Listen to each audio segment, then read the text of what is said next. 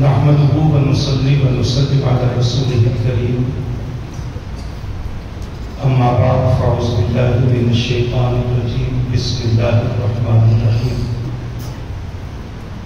يا أيها الذين آمنوا ادخلوا في السلم كافة ولا تتبعوا خطوات الشيطان إنه لكم عدو مبين آمنت بالله صدق الله العظيم وصدق رسوله النبي الأمين المختار الكريم ونحن على ذلك لمن الشاهدين والشاكرين والحمد لله رب العالمين. جس طرح میں آپ حضرات کو درود پڑھاؤں نذرانہ عقیدت پیش کرنے الصلاۃ والسلام علیک یا رسول اللہ الصلاۃ والسلام علیک یا رسول اللہ الصلاۃ والسلام علیک یا حبیب اللہ الصلاۃ والسلام علیک یا حبیب اللہ الصلاۃ والسلام علیک یا نبی اللہ الصلاۃ والسلام علیک یا نبی اللہ وعلی آلک واصحابک یا نور اللہ وعلی آلک واصحابک یا نور اللہ صلی اللہ علیہ وسلم.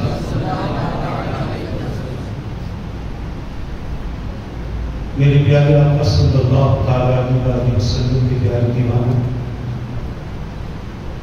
عشاء کے وقت سے لے کر اب تک آپ حضرات بڑی ہی محبت کے ساتھ اللہ اور اس کے رسول کا ذکر کر بھی رہے ہیں، سن بھی رہے ہیں،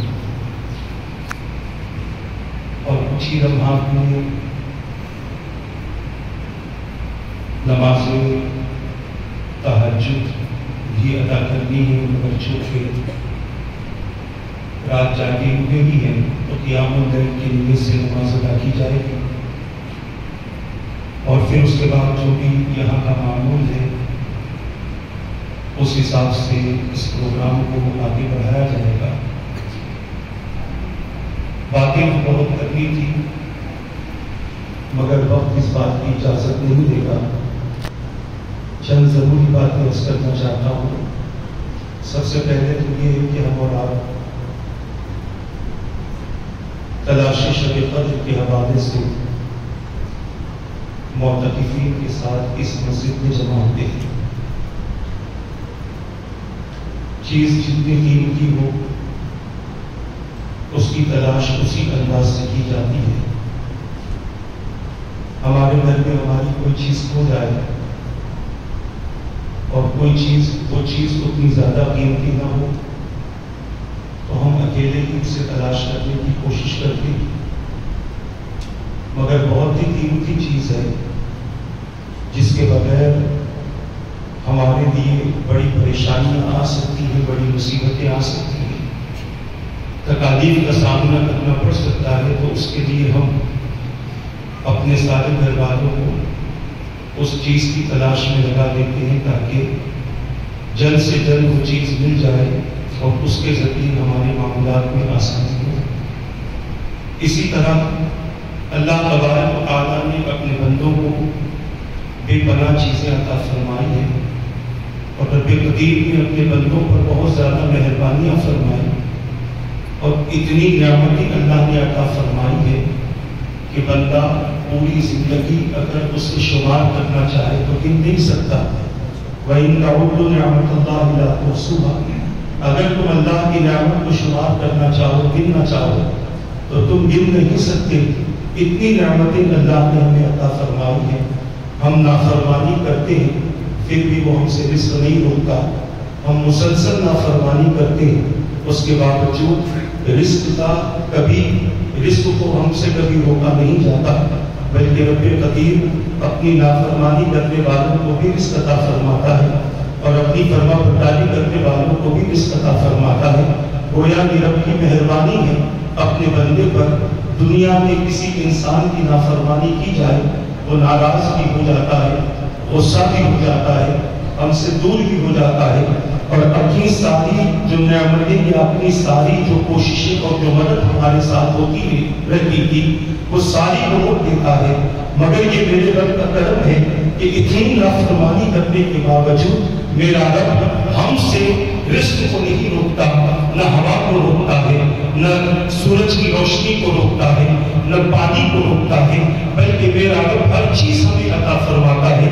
یہ اللہ تبارک و تعالیٰ کی مہربانی ہے. اس کے بعد بھی اللہ تبارک و تعالیٰ کا کرم یہ ہے کہ میرا رب اپنے بندوں پر مہربانی تو فرماتا ہے مگر بعض مخصوص راتوں میں، بعض مخصوص ایام میں اللہ تبارک و تعالیٰ اپنے بندوں کو اپنی طرف بلاتا ہے اور یہ فرماتا ہے کہ اے میرے بندو، آج کی رات میرے دربار میں آ جاؤ، میری بارگاہ کی طرف متوجہ ہو جاؤ، میری طرف متوجہ ہو جاؤ. ذکر کے ذریعے، فکر کے ذریعے، تلاوت قرآن کے ذریعے اپنے گناہوں پر نادم ہو کر اور پوری زندگی کے گناہوں کی اگر ایک رات میں بھی تم توبہ کرو گے تو میں پوری زندگی کے گناہ ایک رات میں معاف کر دوں گا. پوری زندگی کی خطائیں ایک رات میں تم سے معاف کر دوں گا. شرط یہ ہے کہ تم میری طرف آ جاؤ. آؤ آپ دیکھو تو صحیح، اگر لیلۃ القدر کے حوالے سے ہم اگر سوچتے ہیں اور اس پر تھوڑا سا ہم دھیان دیتے ہیں تو ہمیں پتا چلتا ہے اللہ کے رسول صلی اللہ تعالیٰ علیہ وسلم نے صحابہ کے سامنے ایک ایسے عابد کا تذکرہ فرمایا یا بنی اسرائیل کے چند عبادت گزاروں کا تذکرہ فرمایا کہ جنہوں نے 1000 مہینہ اس انداز سے عبادت کی تھی کہ وہ دن میں روزہ رکھتے تھے، رات میں اللہ کا ذکر کرتے تھے، پوری رات اللہ کی عبادت میں اپنا وقت گزارتے تھے. اور جب یہ بات صحابہ کے سامنے آئی، صحابہ نے عرض کیا یا رسول اللہ صلی اللہ علیہ وسلم، ہماری زندگی اتنی طویل نہیں ہے کہ ہم اتنے مہینے عبادت کر سکیں، کیونکہ اگر ہم اپنی پوری زندگی کو بھی ملا دیں تو اتنی مہینے ہماری زندگی ہی نہیں ہو سکتی. میرے آقا، ہم بھی چاہتے ہیں کہ ہمیں بھی یہ موقع مل جائے. اللہ نے حضرت جبرائیل کو بھیجا اور سورہ قدر نازل فرمائی. آپ اندازہ کرو، سورہ قدر میں کہیں یہ نہیں فرمایا گیا کہ تمہاری زندگی میں ایک ہی مرتبہ وہ رات آئے گی، بلکہ یہ کہا گیا لیلۃ القدر خیر من الف شہر. جب جب تمہاری زندگی میں یہ رات آئے گی، اللہ ہر رات اور ہر وہ پانے والے کو 1000 مہینے کی عبادت سے زیادہ ثواب عطا فرمائے گا. اب آپ اور ہم اندازہ کر سکتے ہیں کہ بنی اسرائیل کے کسی شخص نے صرف زندگی میں 1000 مہینے عبادت کی تھی. اللہ نے ہمیں اگر 50 سال کی زندگی دی ہے، 40 سال کی زندگی دی ہے، 60 سال کی زندگی دی ہے، جوانی کے بچپن کے 14-15 سال نکالنے کے بعد 45 سال ہم نے رمضان کو پایا ہے اور ہر رمضان میں اللہ نے شب قدر دی. یقیناً وہ خوش نصیب ہے کہ جو 45 سال تک شب قدر پاتے رہے اور 1000 مہینے سے زیادہ ثواب حاصل کرتے رہے. کتنے ہزار مہینوں کا ثواب اللہ نے ان کے نام اعمال میں عطا کر دیا، اس کا اندازہ لگایا جائے. میرے پیارے آقا صلی اللہ تعالیٰ علیہ وسلم کے پیارے دیوانوں، آج ہم نے رمضان کو پا تو لیا مگر ہماری حالت یہ ہے کہ ہم رمضان کے مہینے کو جیسا اس کا احترام کرنا چاہیے اس انداز کا ہم احترام نہیں کرتے. جیسے اس کے تقدس کو برقرار رکھنا چاہیے ویسے اس کے تقدس کو برقرار نہیں رکھتے. آج ہماری اور آپ کی کیفیت یہ ہے کہ بہت ساری چیزوں کو ہم نے رسم کے طور پر اپنا دیا. یہ رسومات دنیاوی تو الگ تھے مگر عبادات میں بھی آج ہم نے اس کو شامل کر لیا. بتاؤ کتنے ایسے اللہ کے بندے ہیں کہ جو رمضان کے آنے پر روزہ بھی رکھتے ہیں، نماز بھی پڑھتے ہیں، زکات بھی دیتے ہیں، صدقہ بھی کرتے ہیں اور رمضان جیسے ہی گزر جاتا ہے ان ساری چیزوں سے انسان خصوصاً مسلمان اپنے دامن کو چھاڑ دیتا ہے. مسجدوں کی دیواریں انتظار کرتی ہیں اس شخص کے لیے جس کے لیے پورا مہینہ وہ دعا کر رہی تھی اور کہہ رہی تھی اللہ اس نے تیرے گھر کو آباد کیا ہے، تو اس کے گھر کو آباد فرما. اب مسجد کی دیواریں انتظار کر رہی ہے کہ وہ بندہ کہا گیا جس کے لیے میں دعا کیا کرتی تھی. وہ مسجد کے در و دیوار اس کے انتظار میں ہے. مسجد کی وہ زمین جہاں پر بندہ سجدے کرتا تھا وہ زمین کے انتظار میں ہے کہ مجھ کو آباد کرنے والا کہاں چلا گیا، مجھ پر بیٹھ کر اللہ کا ذکر کرنے والا کہاں چلا گیا. آسمانوں میں پہنچ گیا یا زمین کے اندر چلا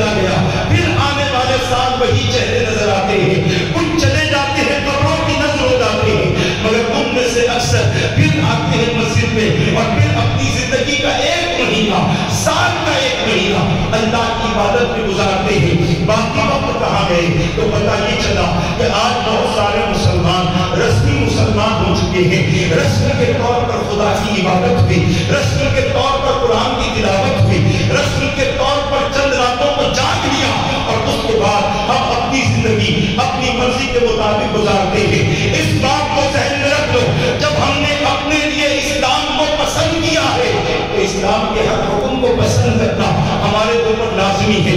جب ہم نے اپنے لیے اللہ کے دین کو پسند کیا ہے تو پھر اللہ کے دین کے ہر حکم کو پسند کرنا ہمارے لیے لازمی ہے۔ جب ہم نے اپنی ذات کے لیے اللہ کے رسول سے محبت کو پسند کیا ہے تو اللہ کے رسول کی ہر سنت پر عمل کرنا یہ ہمارے لیے لازمی ہے۔ قرآن کہیں پر بھی یہ نہیں کہتا کہ اے مسلمانوں تم رسمی مسلمان بنو، بلکہ قرآن کہتا ہے ادخلوا فی السلم کافہ، تم کہیں پر بھی رہو، تم کسی ملک میں رہو، تم کسی علاقے میں رہو، تم جنگلوں کے آباد میں کیوں نہ رہو، مگر تمہارے اندر اسلام مکمل ہونا چاہیے۔ تمہارے سر کے بال سے لے کر پیر کے ناخن تک اسلام کا اظہار ہونا چاہیے۔ تمہاری بولی اسلام کے مطابق، تمہارا دیکھنا اسلام کے مطابق، تمہارا چلنا اسلام کے مطابق، تمہارے معاملات اسلام کے مطابق، تمہاری تجارت اسلام کے مطابق، تمہاری زندگی کا ایک ایک لمحہ اسلام کے مطابق گزرنا چاہیے۔ اور وہ لوگ جو اسلام کے مطابق اپنی زندگی گزارتے ہیں اللہ تبارک و تعالیٰ انہیں شیطان کے شر سے محفوظ رکھتا ہے، اس کے مکر سے محفوظ رکھتا ہے، نفس کے دھوکے سے محفوظ رکھتا ہے۔ مگر جو لوگ اسلام کے پابند نہیں ہوتے شیطان ان پر حاوی ہوتا ہے۔ اسی لیے میرا رب فرماتا ہے ادخلوا فی السلم کافہ، اسلام میں مکمل داخل ہو جاؤ، ولا تتبعوا خطوات الشیطان، شیطان کے نقش قدم پر نہ چلو، وہ تمہارا خدا دشمن ہے، تمہارے ایمان کا دشمن ہے، تمہارے دین کا دشمن ہے، تمہارے جان کا دشمن ہے، تمہارے معاملات کو وہ ہمیشہ خراب کرنا چاہتا ہے، تمہاری اچھی زندگی کو وہ برباد کرنا چاہتا ہے، تمہارے دین کو وہ خراب کرنا چاہتا ہے۔ اور یہ صرف ہمارے ہی دور میں نہیں، اللہ کے رسول صلی اللہ علیہ وسلم کے دور میں مسلمانوں پر تو وہ حاوی ہو نہیں سکتا تھا، مشرکوں کے ساتھ مل کر وہ مسلمانوں کو خراب کرنے کی کوششیں کرتا تھا، ان کے ایمان کو برباد کرنے کی کوششیں کرتا تھا۔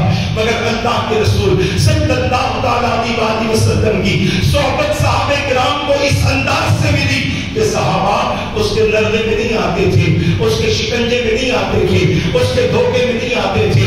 میرے پیارے آقا صلی اللہ علیہ وسلم کے پیارے دیوانوں، فاروق اعظم رضی اللہ تعالیٰ عنہ کا زمانہ ہے اور اس زمانے میں ایک بہت بڑی مملکت فتح ہوئی اور اس مملکت کا عالم یہ تھا کہ وہاں پر بہت ساری دولت تھی، حسین سے حسین عورتیں تھی۔ میرے پیارے آقا کے پیارے دیوانوں، اتفاق سے وہ یہودیوں کا علاقہ تھا۔ فاروق اعظم رضی اللہ تعالیٰ عنہ نے جنہیں جنگ اور جہاد کے لیے بھیجا تھا، اس جہاد کے کمانڈر نے اور اس کے امیر نے یہ کہا کہ اے لوگوں سنو، اب ہم اس مملکت میں داخل ہو رہے ہیں، ان کی کوشش پوری ہوگی کہ کسی طرح سے ہماری نگاہوں کو دھوکہ دے دے، کسی طرح سے ہمارے ایمان کو کمزور کر دے، مگر میں تم سے کہنا چاہتا ہوں کہ کوئی شخص اپنی نگاہ کو اوپر نہ اٹھائے، کیونکہ اوپر اٹھاؤ گے ممکن ہے کہ عمارتیں نظر آ جائیں، ممکن ہے کہ عورتیں نظر آ جائیں، اور ان کی کوشش رہے گی کہ کسی طرح سے ہمارے دین اور ایمان کو کمزور کر دیا جائے۔ عزیزان ملت اسلامیہ، جب یہ علاقے میں صحابہ کی جماعت داخل ہوتی ہے، کسی کی نگاہیں اوپر نہیں اٹھتی، اپنے امیر کے فرمان پر، اپنے امیر کے حکم پر عمل کرتے ہوئے وہ شہر میں داخل بھی ہو جاتے ہیں اور جس مقام پر پہنچنا ہے اس مقام پر پہنچ جاتے ہیں۔ اس وقت کا یہودی آ کر پوچھتا ہے، اتنی خوبصورت عورتیں جن کو دیکھنے کے لیے اس علاقے کے مرد بے چین رہا کرتے، آج وہ اپنی خوبصورتی کا مظاہرہ کر رہی تھی، وہ تمہیں اپنا حسن دکھانا چاہتی تھی، تمہاری نظریں اوپر کی طرف کیوں نہیں اٹھی؟ تو ایک صحابی نے کہا جن کی نگاہوں نے محمد رسول اللہ صلی اللہ علیہ وسلم کا حسن دیکھا ہو، وہ دنیا کا حسن کیا دیکھے، اسے دنیا کا حسن کیا بھائے۔ ہماری آنکھیں آج تک حضور کے حسن سے روشن ہے، اب ہمیں کسی کے حسن کی ضرورت نہیں ہے۔ میں بتانا چاہتا ہوں یہ اسلام ہے کہ جب ان کے اندر مکمل داخل ہو چکا تھا تو انہوں نے اپنی مکمل زندگی کو اللہ اور اس کے رسول کی اطاعت میں گزار دی۔ آج بہت سارے لوگ رمضان کے بعد ہمیں یہ فتویٰ دیتے ہیں ارے یہ صرف رمضانی مسلمان ہے، اس کے علاوہ انہیں کچھ کرنا نہیں آتا۔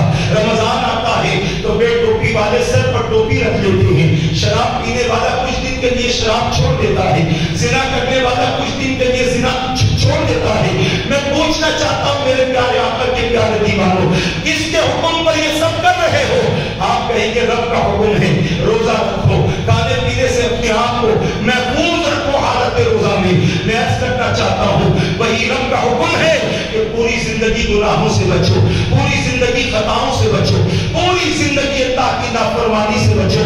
ہمارے اکابرین نے بڑی بڑی کیفیتیں اور بڑی بڑی مثالیں اس حوالے سے بیان فرمائی ہے۔ آؤ میں آپ کو بتلاتا ہوں، چلو کیا تقویٰ تھا اور کیا کیفیت تھی، اللہ تبارک و تعالیٰ سے کس انداز سے ڈرا کرتے تھے۔ حضرت سیدنا ابن عمر رضی اللہ تعالیٰ عنہ اپنے ساتھیوں کے ساتھ شہر مدینہ سے نکلے، ایک جنگل کے بیابان میں پہنچے۔ آپ نے دیکھا کہ ایک شخص ہے جو بکریاں چرا رہا ہے، چہرے سے وہ کسی کا غلام نظر آ رہا تھا، خادم نظر آ رہا تھا۔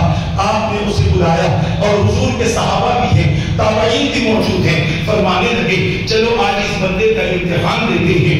آپ نے اس بندے کو بلایا، بلا کر پوچھا بکریاں تیری ہیں؟ اس نے کہا نہیں۔ فرمانے لگے ہمیں بھوک لگی ہے، ایک بکری دے دو۔ اس نے کہا یہ بکریاں میری نہیں ہے، یہ بکریاں میرے مالک کی ہیں اور مالک کو مجھے جا کر حساب دینا پڑتا ہے۔ حضرت سیدنا ابن عمر رضی اللہ تعالیٰ عنہ نے فرمایا مالک سے کہہ دینا جنگل میں بکریاں لے گیا تھا، کسی بھیڑیے نے ایک بکری کو کھا لیا اور پھر تو یہ اس کا پیسہ ہم تجھے دے دیتے ہیں، یہ پیسہ اپنے پاس میں رکھ دے۔ اس نے کہا مالک کو تو جواب دے دوں گا، رب کو کیا جواب دوں گا؟ اللہ کی بارگاہ میں کیا جواب دوں گا جب میرا رب پوچھے گا کہ تو نے میرے بندے کو دھوکا دیا اور اس کے سامنے جھوٹ بول دیا۔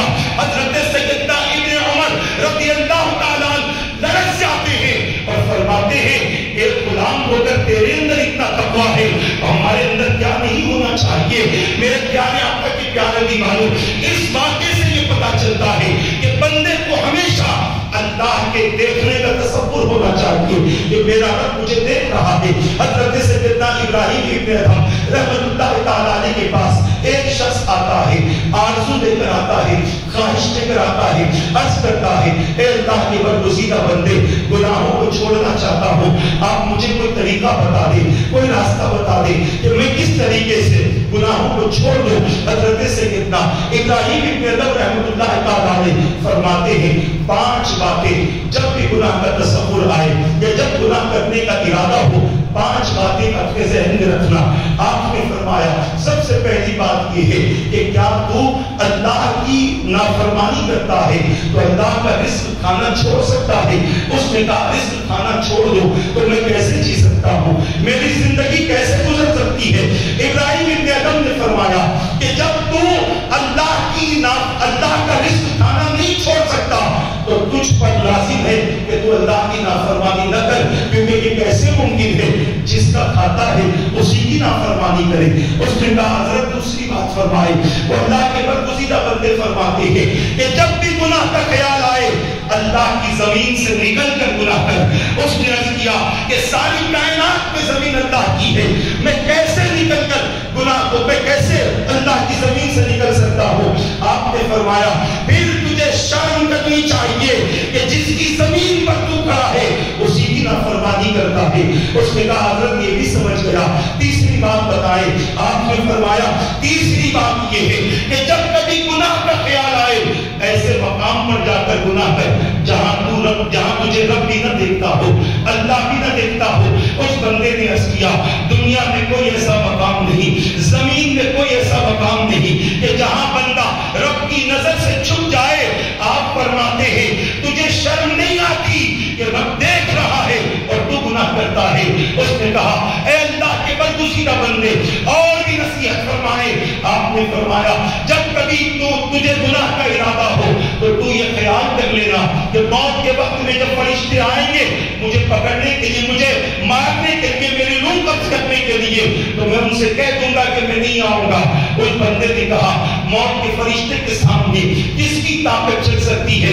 آپ نے فرمایا جب اس کے سامنے طاقت نہیں چل سکتی تو گناہ زندگی کو محفوظ کر لے، اس کے بعد پھر وہ اللہ کے برگزیدہ بندے پانچویں بات فرماتے ہیں کہ قیامت کے دن جب تجھے اللہ کی بارگاہ میں پیش کیا جانے والا ہوگا، کیا تجھ میں اتنی طاقت ہے کہ تو فرشتوں سے کہہ دے میں نہیں آؤں گا اللہ کی بارگاہ میں؟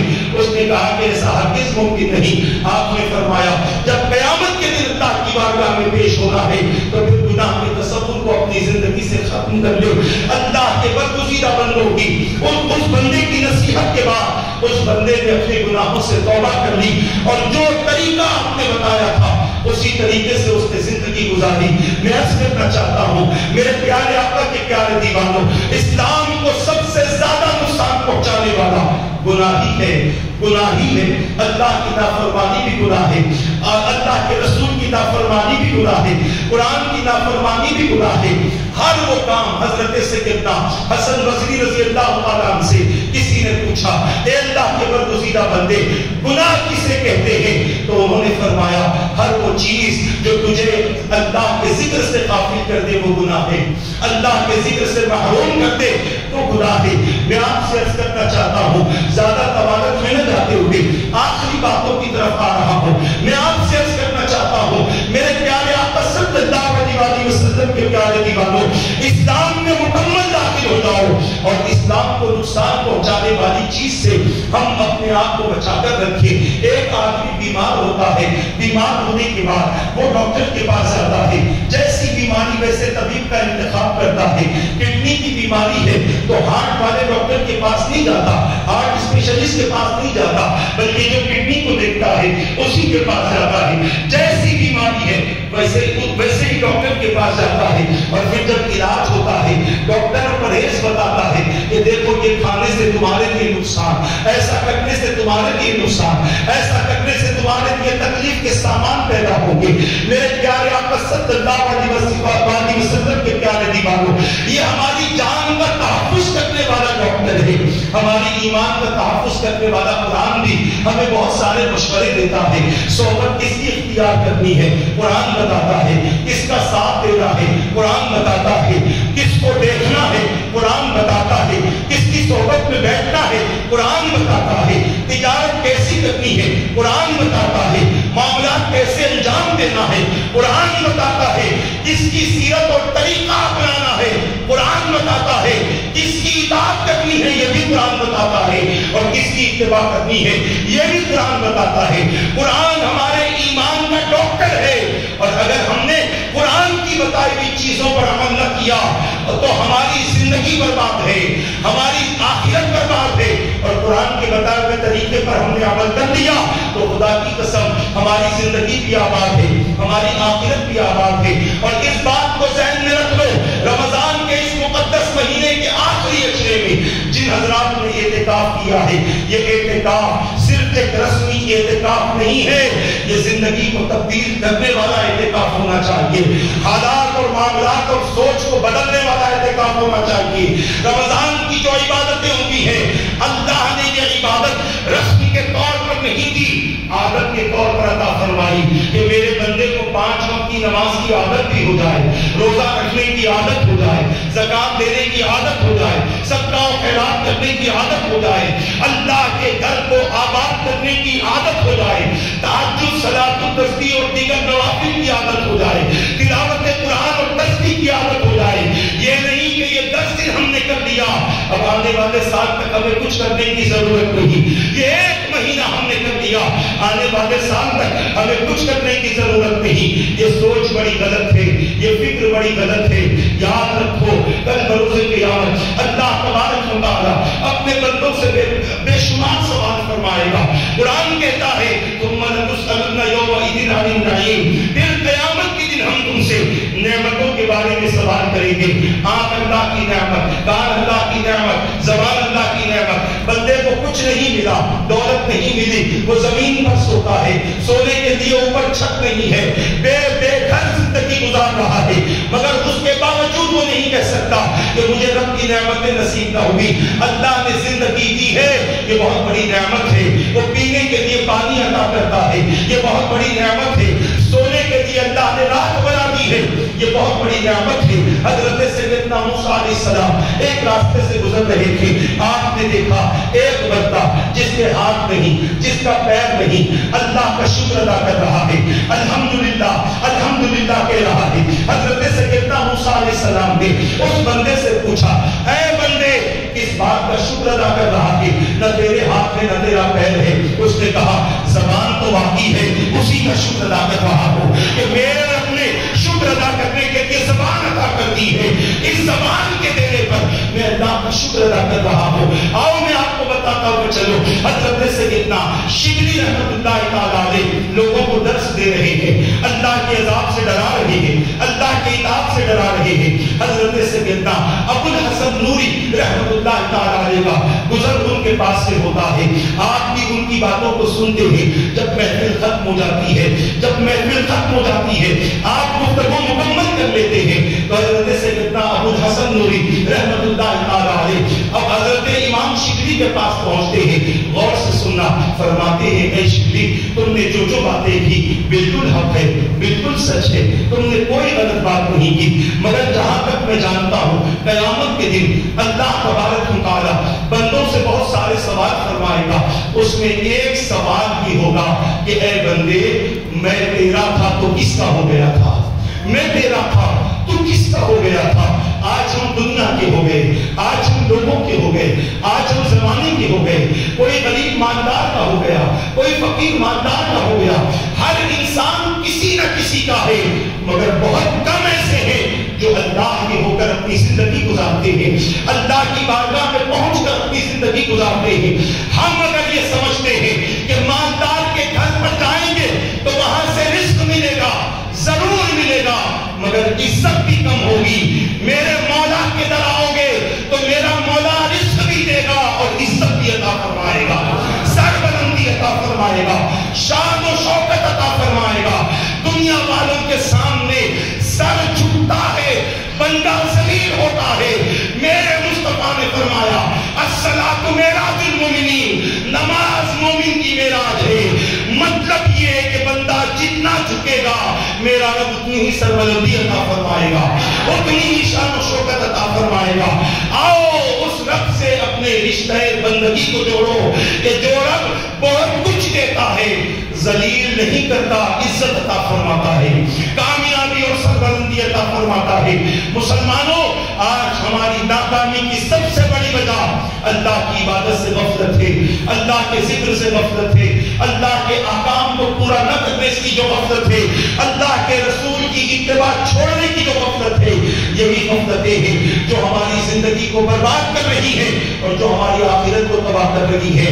مختصر سے وقت میں یہی پیغام دینا چاہتا ہوں، اپنی آخرت کو سنوارنے کے لیے اپنی زندگی میں بہتر عمل کرو، اچھے عمل کرو، کیونکہ برے عمل سے آخرت نہیں سنورتی، گناہ سے آخرت نہیں سنورتی۔ سب سے پہلی منزل ہمارے لیے قبر کی منزل ہے، اس میں کامیاب ہونے والا آخرت کی منزل میں کامیاب ہوتا ہے، اور اس میں کامیاب وہی شخص ہوتا ہے جس نے اپنی زندگی کو اللہ اور اس کے رسول کی فرما برداری میں گزاری ہوگی۔ آج کی رات میں پیغام دینا چاہتا ہوں مسلمانوں، اگر ہمارے اندر جذبہ گناہ باقی ہے تو عذاب کا بھی تصور کر لینا۔ اللہ نے جو عذاب تیار کر رکھا ہے، جہنم کی وہ آگ کہ جس کو سوئی کے ناکے کے برابر کھولا جائے زمین و آسمان جل کر راکھ ہو جائے، جہنم کی وہ آگ کہ جس کا 70واں حصہ دنیا کی آگ ہے، جس کے قریب ہم زیادہ دیر تک بیٹھ نہیں سکتے، تو پھر جہنم میں جانے کا تصور کہاں؟ جہنم کے عذاب کا تصور ذرا کر کے تو دیکھو میرے پیارے آقا کے پیارے دیوانوں۔ یہ بڑی اہم رات ہے، اگر آج شب قدر ہو گئی، ممکن ہے اگر آج شب قدر ہو گئی تو اللہ تعالیٰ اپنے وعدے کو پورا فرمائے گا۔ حضور نے جو وعدے اس شب قدر کے حوالے سے امت کے لیے کیے ہیں، یقیناً اللہ تعالیٰ اس کو بھی پورا فرمائے گا۔ مگر یہ بھی میرے آقا نے فرمایا، ایک روایت ایسی بھی ملتی ہے، رشتوں کو توڑنے والا شب قدر کے خیر سے محروم کر دیا جاتا ہے، ماں باپ کا نافرمان شب قدر کے خیر سے محروم کر دیا جاتا ہے۔ اسی طرح لوگوں پر ظلم کرنے والا، شراب پینے والا، زنا کرنے والا، جادو کرنے والا شب قدر کی خیر سے محروم کر دیا جاتا ہے۔ اللہ نہ کرے کہ اگر ہمارے اندر ان میں سے کوئی بری عادتیں موجود موجود ہو، اور اگر موجود ہیں آج ہی جا کر اپنے رشتے کو برقرار رکھ لو۔ میں ہمیشہ ایک حدیث اور ایک روایت سناتا ہوں، اس کو سنا کر اپنی گفتگو کو مکمل کر لوں۔ میرے پیارے آقا کے پیارے دیوانوں، ایک مرتبہ اللہ کے رسول صلی اللہ علیہ وسلم نے اپنے ایک حضور صحابہ کو درس دے رہے تھے۔ دوران درس میرے آقا نے درس روک کر فرمایا کہ اگر ہم میں کوئی ایسا شخص ہو کہ جس نے اپنے رشتہ داروں سے رشتہ توڑا ہوا ہے، وہ ہماری محفل سے چلا جائے، وہ ہماری محفل میں نہ بیٹھے۔ رشتہ دار کون؟ ماں باپ ہمارے قریبی رشتہ دار ہیں، اس کے بعد ہمارے بھائی بہن ہیں، اس کے بعد ہمارے چچا، ہمارے ماموں، ہمارے نانا، ہمارے دادا، ہماری خالہ، ہماری پھوپھو۔ آج رشتے انہی سے تو توڑتے ہیں، اور کیا عجیب مسلمان ہو چکا ہے، جن سے رشتہ جوڑنا تھا ان سے رشتہ توڑا ہوا ہے، اور جن سے دوستی رکھتی تھی ان سے رشتہ توڑا ہوا ہے۔ آج عجیب کیفیت مسلمانوں کی ہو گئی، اپنے ماں باپ کو ذلیل کرتا ہے اور دوسروں کے ماں باپ کے سامنے ہاتھ بن کر کھڑا رہتا ہے، بتانا چاہتا ہے کہ میں ماں باپ کی کتنی قدر کرتا ہوں۔ اللہ کے یہاں یہ ریاکاری قبول نہیں، اللہ کے یہاں یہ دکھاوا قبول نہیں۔ میرے پیارے آقا کے پیارے دیوانوں، میں عرض کرنا چاہتا ہوں، حضور نے فرمایا کہ جس نے رشتہ توڑا ہوا ہے وہ میری محفل سے چلا جائے۔ صحابہ ایک دوسرے کو دیکھ رہے ہیں، اتنے مقدس جماعت تھی، اتنے مقدس صحابہ تھے کہ ان میں سے ایک کے سوا کوئی ایسا نہ تھا کہ جنہوں نے کسی سے رشتہ توڑا ہو، کوئی ایسے صحابی نہ تھے۔ ایک صحابی اٹھے شرمندگی کے ساتھ، وہ حضور کی محفل سے نکلے اور جن سے رشتہ توڑا تھا ان کے مکان پر پہنچے، خالہ یا پھوپھی تھی ان کے پاس پہنچے۔ وہ دیکھ کر بڑی حیران ہو گئی کہ میرے گھر آج ہی کیوں آ گیا، کبھی نہ آنے والا، کبھی نہ بیٹھنے والا، اور اس نے تو وعدہ کیا تھا کہ میں تمہارا چہرہ نہیں دیکھوں گا، میں تمہارے پاس کبھی نہیں آؤں گا، آج ہی کیسے آ گیا؟ بڑی پریشان تھی، دیکھ کر آیا۔ وہ آئے، آ کر انہوں نے سلام کیا، انہوں نے جواب دیا، پوچھا بیٹا کیا بات ہے؟ تو نے تو وعدہ کیا تھا کہ مجھ سے کبھی رشتہ نہیں رکھے گا، مجھے چہرہ نہیں دیکھے گا، آج کیوں آ گیا؟ عرض کرنے لگے نہیں آتا، مگر آج ایک عجیب سی بات سن چکا ہوں اور وہ بات سن کر آیا ہوں۔ پوچھا کیا سن لیا؟ کہا حضور نے فرمایا رشتہ توڑنے والا میری محفل میں نہ بیٹھے۔ اے میری خالہ جان، میں مرنا پسند کروں گا، نبی سے دوری پسند نہیں کر سکتا، میں حضور کی محفل کو کبھی چھوڑ نہیں سکتا۔ عزیزان ملت اسلامیہ، اس خالہ سے اس نے انہوں نے معافی مانگی، خالہ نے معاف کر دیا، دونوں کے آپس میں تعلقات بحال ہو گئے۔ خالہ نے کہا بیٹا حضور کی محفل میں جا رہے ہو؟ کہا ہاں حضور کی محفل میں جا رہا ہوں۔ خالہ نے فرمایا بیٹا جب جاؤ اور محفل ختم ہو جائے تو حضور سے پوچھنا کہ حضور نے یہ بات کیوں کہی ہے اور پھر مجھے آ کر بتانا۔ انہوں نے کہا ہاں میں وعدہ کرتا ہوں۔ وہ تیزی کے ساتھ حضور کی محفل میں پہنچے، محفل مکمل ہو گئی، کھڑے ہوئے عرض کرنے لگے حضور آپ نے فرمایا کہ جس نے رشتہ توڑا ہے وہ جائے میری محفل سے چلے جائے۔ حضور مجھے آپ سے دوری گوارا نہیں ہے یا رسول اللہ، جن سے رشتہ توڑا تھا ان کے پاس جا کر میں نے معافی مانگ لی اور اپنے رشتے کو بحال کر لیا، مگر انہوں نے مجھ سے سوال کیا ہے کہ حضور سے سوال کرنا اس کی وجہ کیا ہے؟ غور سے سنو مسلمانوں، آج ہمارے ساتھ جو معاملات ہو رہے ہیں اس کی سب سے بڑی وجہ کیا ہے؟ میرے سرکار نے فرمایا اے میرے صحابی، جس قوم کے درمیان رشتہ توڑنے والا بیٹھا رہتا ہے اللہ اس پوری قوم کی دعا کو قبول نہیں فرماتا۔ وہ پوری قوم دعا کی قبولیت سے محروم ہو جاتی ہے، اور ہم نہیں چاہتے کہ ہمارے درمیان کوئی ایسا شخص رہے کہ جس کے ہونے کی وجہ سے اللہ ہماری دعاؤں کو رد فرما دے۔ اسی لیے میں نے یہ بات کہی ہے، ہم بھی کہتے ہیں نا ہماری دعائیں قبول نہیں ہوتی، اللہ ہماری دعاؤں کو قبول نہیں فرماتا، اس کی کئی وجوہات ہیں اور ان میں ایک وجہ رشتوں کو توڑنا ہے۔ اگر ہمارا کسی سے رشتہ ٹوٹا ہے، خدا کے لیے اس ماہ مبارک کے تقدس کو مد نظر رکھتے ہوئے اپنوں سے رشتہ بحال کرو، جن سے رشتہ توڑا ہے ان سے رشتہ بحال کرو۔ خدا کی قسم پھر دعا مانگنے کی ضرورت نہ پڑے گی، تم سوچو گے رب تمہاری دعا کو قبول فرما دے گا۔ اللہ تبارک و تعالیٰ سے دعا اور التجا کرتا ہوں کہ میرے رب ہمارے جمع ہونے کو قبول فرما دے۔ پروردگار جو باتیں شروع سے لے کر اب تک بیان کی گئی ہیں ان تمام باتوں پر عمل کی توفیق عطا فرما، اپنے اور اپنے حبیب کی رضا والی زندگی نصیب فرما دے۔ ایمان کی سلامتی کے ساتھ زندگی عطا فرما، ایمان کی حالت میں کلمہ پڑھتے ہوئے نبی کا دیدار کرتے ہوئے موت نصیب فرما۔ کل بروز قیامت ہمیں، ہماری نسلوں کو، ہمارے مرحومین کو، تمام مومنین کو اپنے حبیب کی شفاعت عطا فرما، اپنے حبیب کے غلاموں کے ساتھ جنت میں داخلہ نصیب فرما دے برحمتک یا ارحم الراحمین۔ وما علینا الا البلاغ۔ السلام علیکم ورحمۃ اللہ وبرکاتہ۔